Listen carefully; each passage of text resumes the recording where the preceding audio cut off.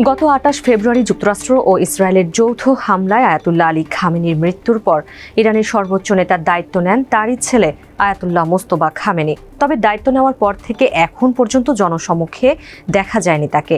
এই রহস্যময় অদৃশ্য অবস্থানের পেছনে থাকা গুরুত্বপূর্ণ তথ্য উঠে এসেছে নিউ ইয়র্ক টাইমসের বিশেষ প্রতিবেদনে।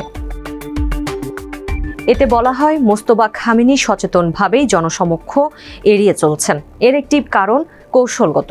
প্রথম ভাষণে নিজেকে বিশ্ববাসীর কাছে দুর্বল হিসেবে উপস্থাপন করতে চান না তিনি। তবে পর্দার আড়ালের সত্যিটা আরও রূঢ়। একজন ইরানি কর্মকর্তার মতে, হামলায় মারাত্মকভাবে আহত হয়েছিলেন মোস্তফা খামেনি। তার মুখমণ্ডল মারাত্মকভাবে ক্ষতিগ্রস্ত হওয়ায় প্লাস্টিক সার্জারির প্রয়োজন পড়ে। কথা বলতে বেশ সমস্যা হচ্ছে তার। এক পায়ে ৩টি অস্ত্রোপচারের পর কৃত্রিম পা লাগানোর অপেক্ষায় আছেন তিনি। ইসরায়েল ও যুক্তরাষ্ট্রের অত্যাধুনিক ট্র্যাকিং ব্যবস্থা এড়াতে মধ্যযুগীয় যোগাযোগ পদ্ধতি বেছে নিয়েছে তেহরান। কোনো অডিও বা ভিডিও রেকর্ড প্রকাশ করা হচ্ছে না। মোস্তফার সব নির্দেশনা হাতে লিখে খামে সিল গালা করে বিশ্বস্ত বার্তা বাহকের মাধ্যমে আদান প্রদান করা হচ্ছে। মোটরসাইকেল বা গাড়িতে করে গোপন পথে তার অবস্থান স্থলে পৌঁছান বার্তা বাহকরা। কর্মকর্তাদের গতিবিধি অনুসরণ করে মোস্তফার অবস্থান জানতে পারে শত্রুপক্ষ। এই আশঙ্কায় তার সঙ্গে দেখা করছেন না আইআরজিসির শীর্ষ কমান্ডাররাও।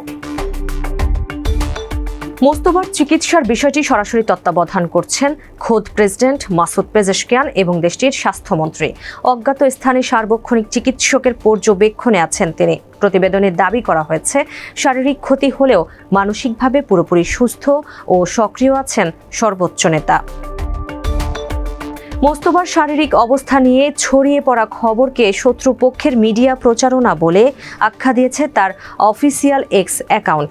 এক পোস্টে দাবি করা হয়, জাতীয় নিরাপত্তা ও ঐক্য নষ্ট করতেই এই ধরনের খবর প্রকাশ করছে পশ্চিমা সংবাদ মাধ্যমগুলো। মধ্যপ্রাচ্যে অস্থির যুদ্ধবিরতি চললেও ইরানের নতুন সর্বোচ্চ নেতার এই রহস্যময় অনুপস্থিতি এবং হরমুজ প্রণালীর অচলাবস্থা চরম অনিশ্চয়তার মুখে ঠেলে দিয়েছে পুরো অঞ্চলের ভূ রাজনীতিকে।